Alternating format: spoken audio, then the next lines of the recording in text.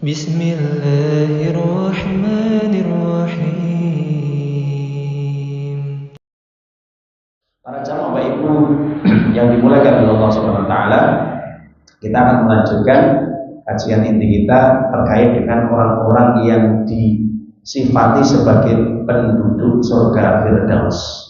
Amalannya apa saja yang dapat menghantarkan, mendorong dia, menjadikan dia menjadi ahlul jannah Firdaus, yang diharap-harapkan oleh Nabi bahwa umatnya nanti akan masuk ke surga Firdaus, ya, dan akan bertemu dengan beliau sallallahu alaihi wasallam nanti di sana. Dan mudah-mudahan kita yang ada di sini dan juga seluruh umat Islam, ya, secara umum yang betul-betul istiqomah, semoga bisa dimasukkan ke dalam surga Firdaus. Amin ya rabbal alamin. Para jamaah Bapak Ibu rahimahullah taala, kemarin kita jelaskan bahwa di antara amalan yang bisa menjadikan orang meraih surga Firdaus adalah menjauhi dari ucapan-ucapan atau perkataan yang tidak berguna. Kalau Ibnu Katsir sendiri menjelaskan, menafsirkan walladzina manillahu muridun, ayat yang ketiga surat Al-Mu'minun, surat yang ke-23 itu ada 3 pendapat. Yang pertama, mereka orang yang meninggalkan kemusyrikan. Meninggalkan apa?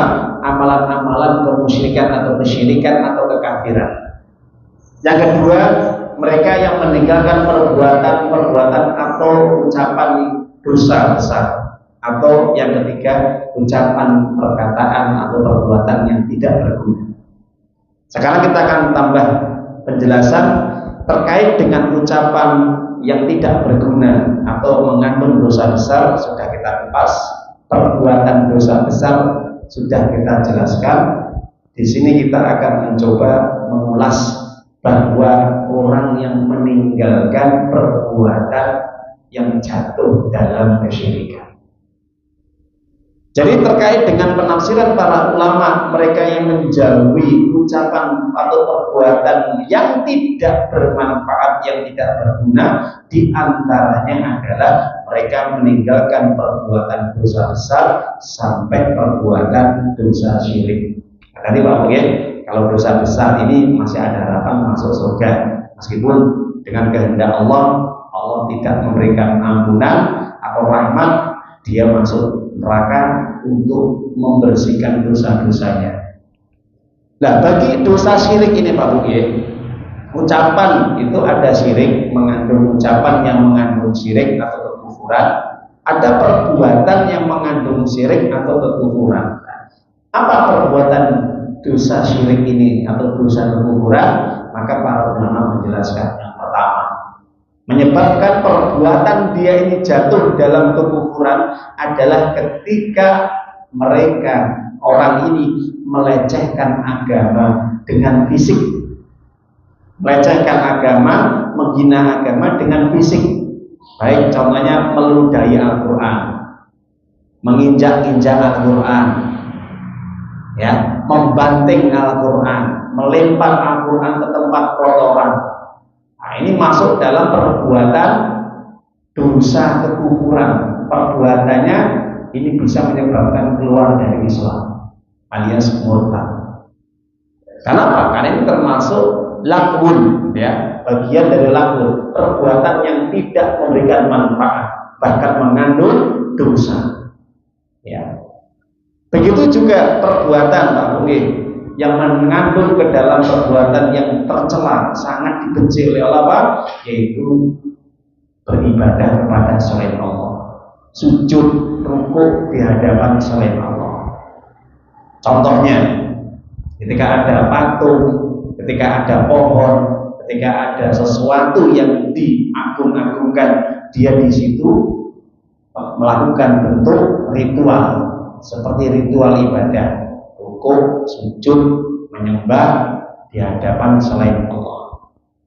Padahal Allah sendiri mengatakan di dalam surat Fussilat, kalau tidak salah ayatnya 38 atau 39. Maka Allah katakan di situ, ya, apa kata Allah? Wa min ayatil laili wan nahari wasyamsi wal qamar la tasjudu lisyamsi wal qamar wasjudu lillazi khalaqahunna in kuntum iyyahu ta'budun. Ya. Apa kata Allah? Di antara tanda-tanda kebesaran Allah, Dia menciptakan siang, malam, matahari, dan bulan. Jangan kamu sujud, jangan kamu menyembah matahari dan bulan, tapi sembahlah Allah saja yang menciptakan matahari dan bulan dan semua yang Allah ciptakan di alam semesta ini. Kalau kamu betul-betul hanya mentauhidkan Allah. Jelas Pak Bu? Jadi kalau orang menyembah selain Allah, beribadah kepada selain Allah, sujud, rukuk selain Allah, jelas ini masuk perbuatan yang tercela, masuk dalam dosa kekufuran atau dosa syirik. Orang seperti ini tidak akan bisa masuk surga Firdaus. Kenapa? Karena menyembah selain Allah, rukuk sujud ya kepada selain Allah. Dan juga termasuk perbuatan yang di situ sangat tercela, bahkan masuk dalam perbuatan dosa syirik dan kekufuran apa? Yaitu orang yang meninggalkan sholat. Maka para ulama, ya, baik itu Syekh Dr. Muhammad bin Fauzan, Syekh Shalih Utsaimin, Syekh bin Baz, dan ulama-ulama dulu Ibnu Qayyim, ya, sampai ke atas Imam Ahmad bin Hanbal, para sahabat Nabi mengatakan sepakat ijma para sahabat meninggalkan sholat termasuk dosa kesyirikan. Maka orang yang suka meninggalkan sholat dia tidak akan bisa masuki surga Firdaus. Milanya kadang-kadang kalau ini gumun ya terdiam ya. Ketika hidup tidak mau sholat, ketika mati pengen disolati. Ribet Pak ini. Masuk nomor buatan ya. Selama hidup dia tidak mau sholat, tapi ketika meninggal dunia dia pengen supaya nanti orang banyak mensolati dirinya. Padahal Allah sendiri tidak mengakui orang yang sholat itu akan masuk surga. Saya belum menemukan satu ayat orang yang tidak sholat masuk surga. Tunjukkan satu ayat. Kalau ada, akan saya baca, saya pelajari, saya pahami, dan akan saya amalkan. Tanya jenengan datang sinten kemawon Ustaz Kiai Habib, tanya pada mereka satu ayat yang mengatakan orang tidak sholat ada harapan masuk surga. Ada Pak Bu? Sebaliknya, orang tidak sholat diancam masuk neraka. Apa itu? Sakor. Neraka apa? Sakor.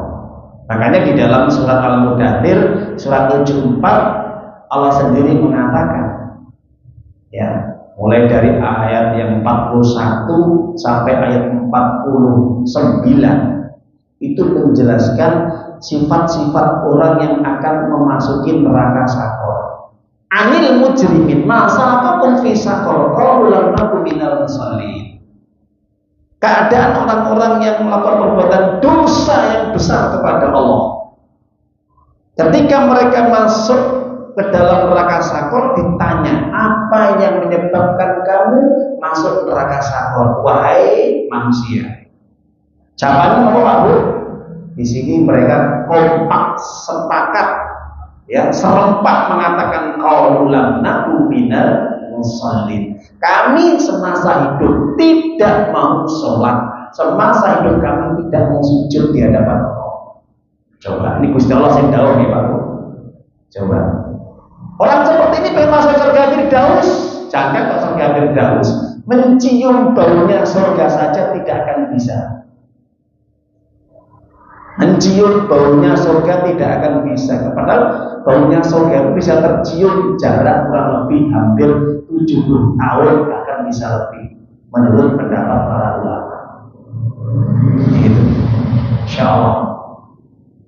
Jadi kalau orang sehidupnya tidak pernah sholat, bagaimana dia akan diberi julukan ahlu surga, ahlu jannah? Nggak mungkin. Makanya saya katakan, ada nggak ayat yang mengatakan orang tidak sholat nanti ada harapan masuk surga? Yang penting syahadat Ustaz. Iya, syahadat. Tapi konsekuensi syahadat itu menuntut dia untuk menyembah Allah. Jadi kalau kamu sudah syahadat, harusnya kamu menyembah Allah, bukan mempersekutukan Allah. Lah orang tidak sholat itu mempersekutukan Allah Pak Bu. Mempersatukan Allah. Malah dalilnya Rasulullah SAW bersabda dari Jabir bin Abdillah, inna baina rajuli wa baina syirkil kufri tarkus shalah. Perbedaan orang yang beriman, orang muslim dengan orang musyrik, dengan orang kafir adalah meninggalkan sholat. Jadi orang tidak sholat itu sama Allah dan Nabi tidak dianggap berarti orang Islam. Wah, nonton Ustaz, baru tahu lah. Makanya kalau kita ngaji kita jelaskan semua dalil-dalilnya. Kalau kita nggak ngaji seperti ini nggak ngerti, Pak. Ngertinya yang penting, ngapain berkosong, capek-capek sholat. Yang penting punya uang, nanti kalau mati biar nanti dikirimin doa itu. Ini yang repot, Pak.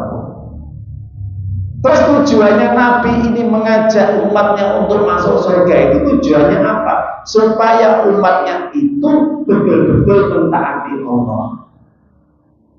Jadi mana mungkin orang itu masuk surga kalau tidak mentaati Allah? Di antara ketaatan yang paling besar, ketaatan yang paling besar itu apa? Sholat. Mana dalilnya? Surat Al-Ankabut, surat yang ke-29 ayat 45. Allah mengatakan wa aqimis sholat, inna sholatan ha anil wal munkar wala dzikrul akbar. Kerjakan sholat. Sholat itu mencegah perbuatan keji dan munkar. Dan sholat itu merupakan sesuatu yang paling besar dalam mengingat Allah. Jadi tidak ada ketaatan yang paling besar kecuali sholat. Dan itu sebaik-baik amal. Ya itu. Jadi bagaimana orang bisa masuk surga Firdaus kalau semasa hidupnya dia tidak pernah rukuk sujud menghadap Allah, gitu loh. Nah, ini kita kadang-kadang prihatin ya. Ada seorang tokoh agama mengatakan yang penting syahadat, nanti dijamin masuk surga. Yang penting syahadat, meskipun nggak sholat, nanti ada harapan masuk surga. Selama nanti di akhir hayatnya bisa membaca la ilaha illallah. Apakah benar seperti itu, Pak Bu? Kalau itu persepsi yang seperti ini, keyakinan seperti ini dibawa dan itu diamini oleh banyak orang. Lah opo Kanjeng Nabi ketika mau meninggal dunia wasiat kepada umatnya, as-shalah wa hurmatat aimanku. Umatku, keluargaku, jagoan sholat, jagalah sholat dan perintahkan kepada budak-budak. Nabi ketika mau meninggal dunia itu bukan kok perintahkan supaya jagoan baca Quranmu, jagoan puasamu, jagalan sedekahmu atau silaturahmi. Tidak, jagalah sholatmu sampai meninggal dunia. Itu, Pak. Karena ini merupakan syarat untuk masuk surga setelah syahadat. Itu. Karena sampai Allah mengatakan di dalam Al-Quran bahwa orang tidak sholat itu dipanggil sebagai orang musyrik. Ya, pengen kita buka ayatnya ya. Bisa dibuka di dalam surat Ar-Rum. Nah, surat Ar-Rum ini surat yang ke-30 ya. Kalau kita buka ayatnya, ayat yang ke surat Ar-Rum ayat ya, surat yang ke-30 ayat yang ke-30. Nah, ini ayat 31, maaf, ayat 31 ya. Perhatikan. Munibina ilaihi wattaqu wa aqimus shalah wa la takunu minal musyrikin. Mereka orang-orang yang bertobat kepada Allah. Bertobat dari apa, Pak Bu? Kesyirikan. Ya, karena tobat di sini ada hubungannya dengan sholat. Wattaqu, hendaknya mereka bertakwa dan menjalankan sholat, jangan menjadi orang musyrik lagi. Bayangkan, orang tidak sholat itu sama Allah dikatakan musyrik. Jangan sekali-kali menjadi orang musyrik lagi. Kenapa? Karena terkait dengan ayat ini bahwa hubungan antara sholat dengan tobat itu satu paket. Barang siapa tobat tidak sholat, ya jelas tidak diterima tobatnya. Kenapa? Karena Allah akhiri kalimatnya, jangan menjadi orang musyrik lagi, gitu loh Pak. Jelas? Ini jadi perbuatan yang menjadikan orang tidak akan masuk surga Firdaus kalau dia meninggalkan sholat. Kita akan dulu ya kan sebentar. Jadi itu yang disampaikan oleh para ulama bahwa orang yang akan masuk surga Firdaus otomatis dia akan melakukan perbuatan-perbuatan yang mulia dan senantiasa mentaati Allah, dengan diantaranya itu menjaga sholat 5 waktunya. Jadi bagi orang yang meninggalkan, mengabaikan sholat 5 waktu, dia tidak akan pernah mencicipi tahu surga ataupun masuk di dalam surga, apalagi surga Firdaus. Ya. Dan kemudian termasuk perbuatan yang tidak berguna, ya, yang terakhir ya, untuk menjelaskan dari ayat yang ketiga, orang-orang yang menjauhi perkataan dan perbuatan yang tidak berguna. Di antara perbuatan yang tidak bermanfaat, tidak berguna, akan masuk dalam kesyirikan, kekufuran adalah yaitu berani mencoba untuk memutuskan persoalan permasalahan hukum itu keluar dari jalurnya Allah. Atau istilahnya orang yang tidak mau mengambil keputusan aturan yang bukan dari Allah. Jadi maksudnya mereka ketika memutuskan persoalan dalam kehidupan ini tidak memakai aturan Allah lain. Ini masuk dalam perbuatan yang tidak berguna atau masuk dalam sesuatu yang menyimpang atau syirik ya. Dan contohnya ketika ada persoalan di dalam kehidupan kita, mulai persoalan-persoalan sosial, persoalan-persoalan ibadah, persoalan-persoalan akhlak, sampai yang lainnya, ini bukan dari sumbernya Allah, bukan sumbernya dari Al-Quran dan Sunnah. Nah ini bahaya Pak. Jadi orang yang seperti ini menetapkan aturan hukum bukan berasal dari Allah. Siapa yang menetapkan, memutuskan? Manusia. Ini bahaya. Bahaya apa? Nanti dia masuk kena ayat ya. 1 surat Al-A'raf 54, surat yang ke-7. 2 Al-Kahfi ayat 26. 3 surat Yusuf ayat 40. Dan masih banyak lagi sebenarnya. Allah Ta'ala menyatakan di dalam surat Al-A'raf, kita ambil surat ke-7 ayat 54. Allah menjelaskan di akhir kalimatnya, ala lal khalqu wal amru tabarakallahu rabbul alamin. Ketahuilah wahai manusia, karena Allah menciptakan langit dan bumi dan alam semesta, bintang-bintang dan seluruh isinya, dan dia bersemayam di atas ars, dan dia mengatur seluruh apa yang dia ciptakan, maka ingat, hak untuk menciptakan dan mengatur makhluknya itu hanya Allah. Jelas? Hak mengatur makhluknya itu Allah. Manusia tidak boleh ikut mengatur. Allah Maha Suci, Allah yang menguasai alam semesta. Jadi manusia itu diciptakan cuma apa Pak? Liyak hanya taat ibadah saja, nggak usah neko-neko, nggak usah dia mengambil kesempatan supaya dia mengambil apa yang miliknya Allah itu diambil, menciptakan aturan hukum. Nggak boleh. Hukum itu milik Allah. Ya, ilmu lillah, kata Allah dalam surat Yusuf, hukum itu hanya milik Allah. Mengatur, menciptakan haknya, prerogatifnya Allah. Manusia nggak boleh cawe-cawe. Yang penting kowe menungso, tak ciptakne, tak uripne nang donya, ibadahlah kepadaku, taatilah. Sak bongkoke lahir batin, wis selesai, masuk surga kamu. Enak toh? Jadi manusia itu diciptakne seperti kowe ibadah, sujud, rukuk, taat, sembarangnya manut, nggak neko-neko, dan kamu tidak mencoba untuk mengambil hakku. Kan hanya itu kan mengatur manusia. Kalau diambil, hati-hati Pak, jatuh dalam kesyirikan. Makanya di dalam surat Al-Kahfi ayat yang 26, surat yang 18, wala yusyrik fi hukmi ahad wa la yusyriku fi hukmihi ahad. Nanti dibuka Al-Qur'an. Surat 18 ayat 26. Allah itu tidak pernah mengambil manusia untuk menjadi partnernya dia dalam menetapkan hukum. Tapi begini, Allah tidak pernah menjadikan manusia untuk menjadi partnernya, sekutunya dia dalam memutuskan hukum. Itu Allah kan betul. Allah Maha sempurna, Allah Maha pencipta, Allah Maha kuasa. Ngapain butuh makhluknya? Nah itu. Jadi kalau sampai ada manusia, Pak Ruhin, sampai dia merubah aturan Allah, dia tidak akan bisa masuk surga. Satu saja. Misalkan orang mencuri dipotong tangannya, itu dirubah aturannya Allah. Kenapa?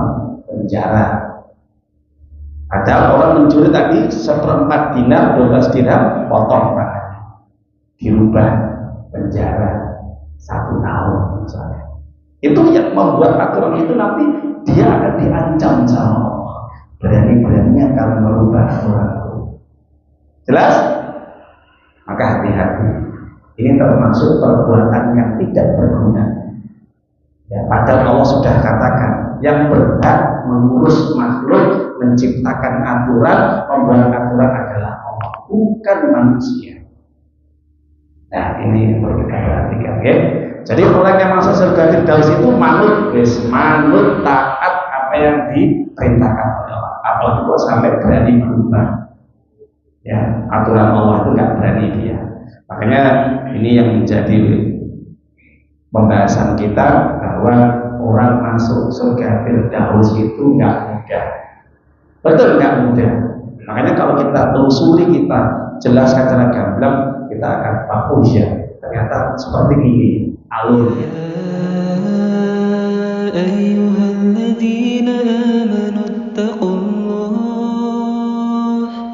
ittaqullaha haqqa tuqatih wa la tamutunna illa